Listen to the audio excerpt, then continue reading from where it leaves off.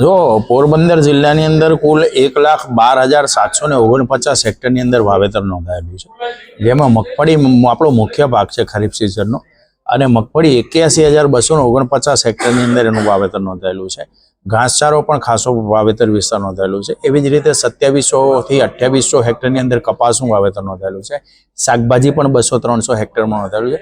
આમ બધા જ વિવિધ પાકો ખરીફ સિઝનની અંદર જે આપણા છે એમાં મુખ્ય પાક આપણો મગફળી છે, અને મગફળીનું વાવેતર લગભગ 81,000થી વધુ હેક્ટરમાં નોંધાયેલું છે. આમ 1,12,000 હેક્ટર વાવેતર વિસ્તાર ઓલરેડી પોરબંદર જિલ્લામાં નોંધાઈ ગયો છે.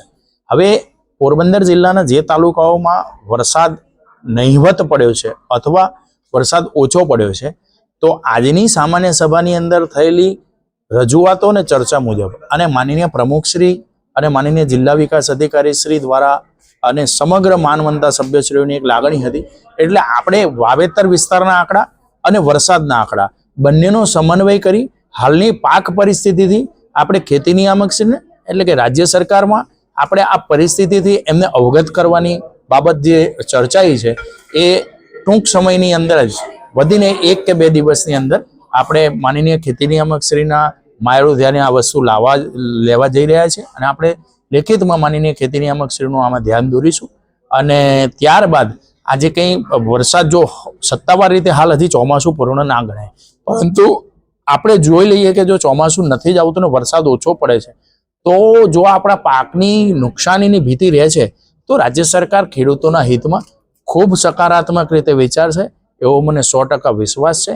આપણે પોરબંદર જિલ્લાની અંદર જ્યારે છેલ્લા 4 વર્ષોમાં અતિવૃષ્ટિના સંજોગો સર્જાયા ત્યારે પણ રાજ્ય સરકાર ખડે પગે આપણા જિલ્લાના ખેડૂતો સાથે ઊભા રહી અને ખૂબ સારા પ્રમાણની અંદર ખેડૂતોને સહાય ચૂકવણી થઈ છે. ગત વર્ષે પણ વધુ પૂરેપૂરો આંકડા મને યાદ નથી, પણ 176 કરોડ કરતાં પણ વધારે ઓક્ટોબર 2026માં જ્યારે કમોસમી વરસાદ વરસ્યો ને આપણી મગફળી ખેડૂતોની બગડી, ત્યારે પણ રાજ્ય સરકારે ખૂબ ઉદાર મન રાખી અને આખા રાજ્યની અંદર 10,000 કરોડ રૂપિયા ખેડૂતો માટે જાહેર કર્યા હતા, જેમાંથી પોરબંદર જિલ્લામાં આપણે 176 કરોડથી વધુની સહાય ચૂકવણી કરેલી છે. એટલે રાજ્ય સરકાર 100% ખેડૂતોના હિતમાં ખેડૂતોની સાથે ઉભી રહી અને ખૂબ સારો હકારાત્મક નિર્ણય લેશે એની મને આશા અને અપેક્ષા છે. હાલ સત્તાવાર ચોમાસું પૂર્ણ થયેલ નથી, આથી દુકાળગ્રસ્ત જાહેર કરવો કે નહીં એ રાજ્ય સરકારના પરામર્શમાં આવે છે, પરંતુ આપણે માનનીય ખેતી નિયામકશ્રીનું આ બાબતે માયરું ધ્યાન દોરી આજની સામાન્ય સભામાં થયેલી ચર્ચા મુજબ અને માનનીય ખેતી નિયામકશ્રીના આપણા જિલ્લાની પરિસ્થિતિથી એમને હકીકતલક્ષી પરિસ્થિતિથી આપણે અવગત કરીશું. અને મને આશા છે કે આપણા માટે રાજ્ય સરકાર પણ કંઈક હકારાત્મક નિર્ણય લેશે, અને હું ભગવાનને પણ પ્રાર્થના કરું છું ખૂબ સારો સતત અને સારો વરસાદ વરસી જાય તો પણ આપણી મગફળીને જીવતદાન મળવાના ચાન્સીસ પૂર્ણ છે. તો હાલ મગફળી ખેતરમાં જ્યાં પિયતના સ્ત્રોતો ઉપલબ્ધ છે ત્યાં મગફળીનો પાક સારો છે, અને જ્યાં પિયતના સ્ત્રોત નથી, એક અછતની મિટિંગ પણ માનનીય કલેક્ટરેટના અધ્યક્ષસ્થાને જિલ્લાની આપણે થઈ ગયેલી હતી, અને એમાં પણ વૈજ્ઞાનિક દ્રષ્ટિથી કયા પગલાં લઈ શકાય એના માટેના પ્રચાર પ્રસાર પણ આપણે ગ્રામસેવક મિત્રો દ્વારા અને એ મિટિંગમાં ચર્ચા મુજબ માનનીય કલેક્ટરશ્રીએ આપેલા અમૂલ્ય માર્ગદર્શન મુજબ આપણે એ સમગ્ર બાબત છે એ ખેડૂતો સુધી પહોંચાડી રહ્યા છે.